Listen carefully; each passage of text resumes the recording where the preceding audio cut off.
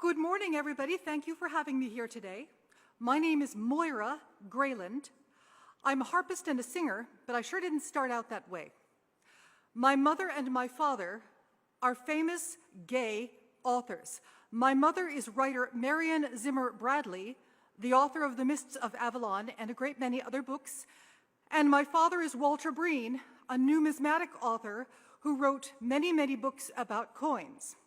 Now, I, growing up, was expected to be the perfect patsy.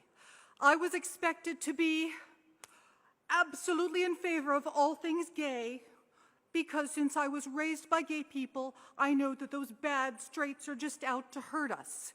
Now, here's the problem. My father believed that homosexuality is innate to all people, but that the only way to get a child to embrace his natural homosexuality is to make sure he has same-sex experience before he is old enough to be ruined by a girl. So no, we are not born gay. We are created that way by adults. Thank you very much, adults. As you might imagine, both of my parents used me. It's hard to talk about, but I will. My father and mother both very much wanted me to be gay. My father went to jail because I put him there, not for what he did to me when I was 5, but for what he had been doing to other young boys since long before I was born. I tried when I was 13 to have him put in jail because he was sleeping with yet another boy prostitute under our roof. I knew because I talked to the kids. I talked to them all the time. They were my friends. They were my age. My mother and her female lover, who was with her for 20 years, did nothing.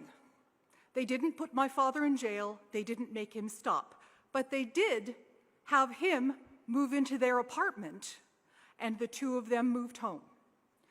While he was in his apartment, he had all kinds of privacy, and you can imagine what he did with that privacy. 10 years later, my father molested a child in front of me, and finally I went to the cops because it was in front of me and it couldn't be hand-waved away. And he had those books out. He had Show Me, which is a picture. It is a book, a coffee table book, of graphic sexual imagery geared at persuading children that sex is natural, as though we should all overcome our natural revulsion. Now, as you might imagine, my family was not happy with me for turning my father in. I was ostracized. To this day, they defend him. Do they defend me? No, they defend him. To give an idea of how hard it is to talk about these things, my mother has been dead since 1999. My father has been dead since 1993. He died in prison. He confessed. He tried to persuade the judge of the rightness of his perspective. He wrote a book about this that my mother edited, glorifying sex between older people and younger people. My mother wrote a companion article defending lesbian pederasty. None of this should be a secret, and yet people didn't want to believe it. The only thing that they will believe is court testimony, and what is so little known is that the philosophy in the gay movement is very different than the philosophy in the rest of the world. The fundamental difference is this. Gay people believe that sex is good, all sex, all the time, between all people, and more sex will make everybody happy. Is that true? No! No, it is not true. Again, my name is Moira Greyland. I'm very easy to find online. Did I grow up churched? Not on a tintype. I was raised to believe that all you Christians are bad and trying to make everybody limited, and we're evil and we hate gay people and so forth and so on. No. I wrote my story. I put it online. It can be found. It's called The Story of Moira Greyland, and it tells my story about my parents. I was nominated for a Hugo I didn't win, and it's just as well I didn't go to their place because at the Worldcon, I was called a bigot. Of course I'm a bigot.